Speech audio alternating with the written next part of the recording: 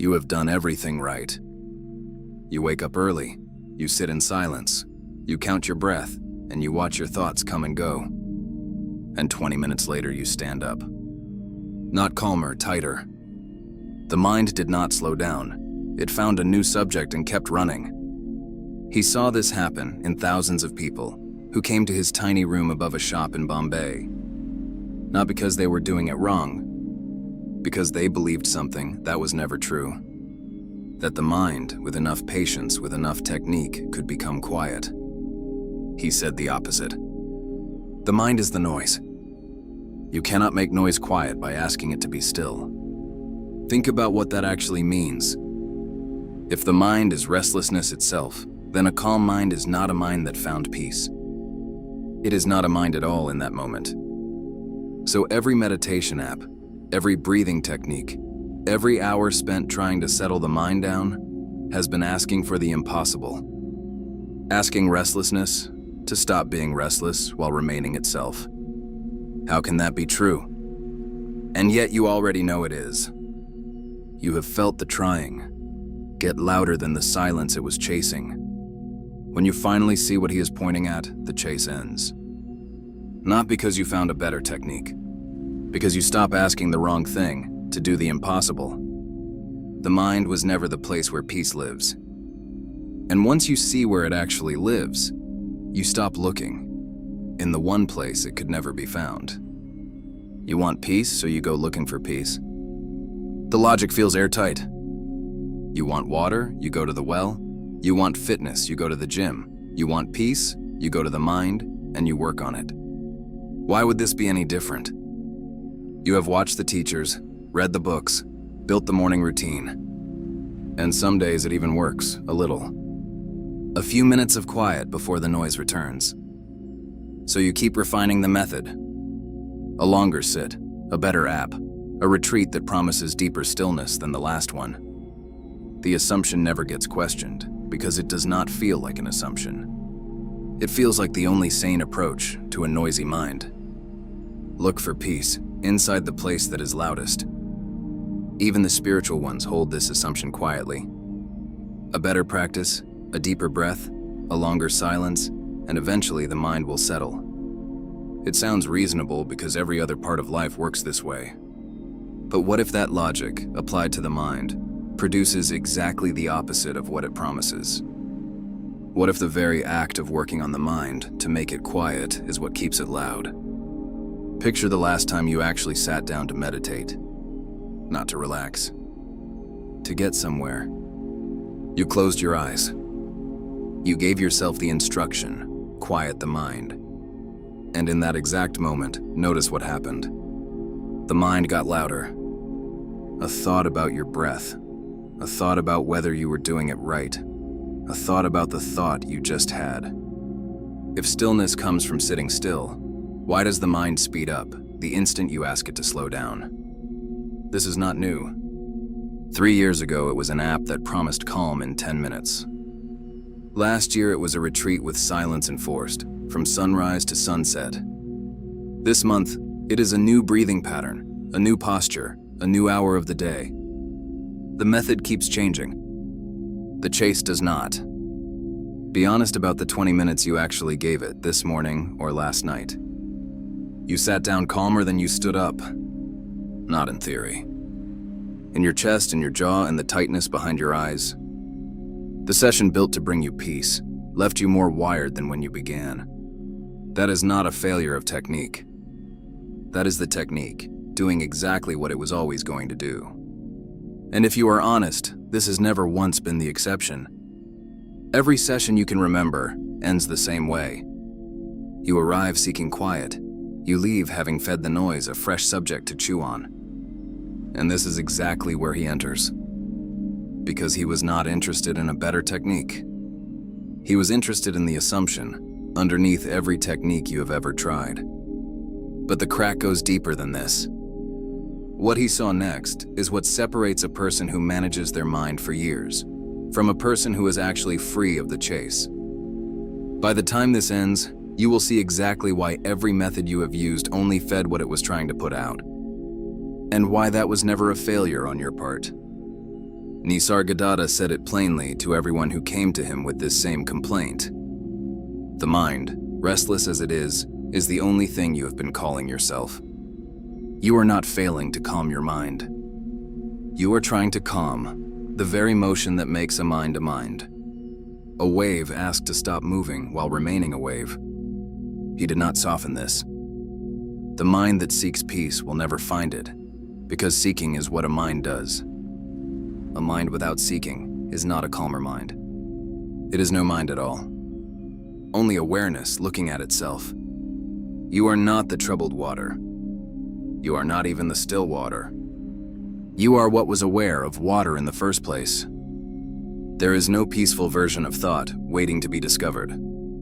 There is only thought, and the silence it was never separate from. The self is peace itself, not at peace. But it goes deeper still. Every time you notice the mind is restless and try to fix it, you add one more thought to the pile of thoughts. The watcher becomes another voice. The fixer becomes another problem. You cannot subtract noise by adding a quieter kind of noise. This is why the chase never ends on its own. It feeds itself. The effort to silence the mind becomes the loudest thought in the room. If effort could quiet the mind, would not the most disciplined people on earth be the most peaceful? Some of the most controlled minds you will ever meet are also the most exhausted. Discipline can organize the noise. It cannot end it. And here is what is remarkable. A different teacher, in a different town, answering a different question, arrived at the exact same place. When people asked Ramana Maharshi how to calm their thoughts, he refused the question. He asked one back. Who is it that wants a quiet mind? Trace that one back to its root, he said, and you will not find a mind that needed fixing. You will find the self that was never disturbed in the first place. Nisargadatta told people, stop trying, the mind cannot be repaired. Ramana told people, ask who is trying and keep asking. One says stop, one says inquire. Both end in the same wordless room. How can two opposite instructions point at exactly one place? Two men, two rooms, two different doors into the same silence. Not because they agreed on a method. Because there was never a mind to fix. Only a self that forgot it was already still. And this is where most people stop. They hear this, and they reach for a new technique to manage the restlessness better. A gentler grip on the same rope. But he was not describing a better way to hold the mind. He was pointing past it entirely, to something that was never restless, not for 1 second, in your whole life. Remember the words you heard at the very start of this. Restlessness is not in the mind. Restlessness is the mind. You have more to feel that now than you did 60 seconds in. Because what he is pointing toward is not a quieter version of you. It is the one underneath the one who has been trying. The pattern does not continue because you are weak or because you have not found the right method yet. It continues because the mind cannot imagine its own end. A wave cannot picture the ocean being still and itself no longer separate. So it keeps moving, calling the movement a search for stillness. And if this already feels like the ground shifting under you, wait. What happens next is not another idea to add to what you know. It is an invitation to look directly right now at the one thing you have never actually examined. Try this right now. Not later. Right now. This is not a thought experiment. This is happening in your body as you listen. Make an effort to feel peaceful. Actually try. Notice what happens. A subtle reaching. A slight tightening somewhere behind your eyes. That tightening is the mind doing what it always does. Reaching for something it believes it does not have. Now stop trying. Not try to stop trying. That is still the mind working. Simply lose interest in the effort. What is here the instant the reaching stops? Do not answer with a thought. Look, is there restlessness in this exact moment before the next thought arrives? Or is there only a kind of quiet that was never disturbed because it was never the mind in the first place? The self is peace itself, not at peace. Read that again, slowly. Not at peace means it has no opposite. Not a calm version of something that gets agitated. Peace itself. The thing you have been trying to make your mind become you already are underneath the trying. Who is checking whether this worked? Notice that one. Is that one restless? Or is it simply aware, watching a question come and go? You cannot find a troubled self in here. You can only find a mind that has been telling a story about a self that needed rescuing. Was that self ever actually in danger? Or was the danger only ever a thought about a self? And underneath the story, stillness that was never asked to arrive, because it never left. You did not need to fix the water. You needed to notice you were never the water. You were what the water moved in front of the whole time. You do not need a new technique for this. You only need to look in 3 ordinary moments you already live through every day. Tomorrow morning, when you sit down to meditate, notice the one who is trying to meditate. Do not stop them. Just see them. At some point during the day, when you catch yourself chasing a calmer feeling, notice the chasing itself. See that the chasing is the very restlessness you are running from. And tonight, in the quiet moment before sleep, when the mind finally has nothing left to reach for, notice what is already there. Not because you produced it, because it was never missing. This is not a practice you perform. It is attention placed where it has never actually looked.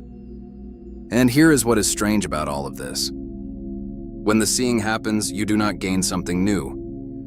You notice what was never actually missing. The years spent meditating, the books, the breathing, the retreats, they were not wasted. They were not the wrong path either. They brought you here, to the exact edge, where you could finally see the mind was never the place peace lived. Peace was not hiding from you. It was hiding as you. Underneath every attempt to calm a mind that cannot be calmed, the self was already exactly what you were looking for. You can stop checking now. There is nothing left to monitor. What you were searching for was never down the road. It was the one walking. The self is peace itself, not at peace, relieved now of ever needing to become it. Restlessness is not in the mind. Restlessness is the mind. You heard this at the very beginning. And now these words land differently. Not as a puzzle to be solved. As something simply recognized. There is no such thing as peace of mind. There never was. Because peace was never something the mind could hold. It was what you are before the mind ever needed holding. It was always this close.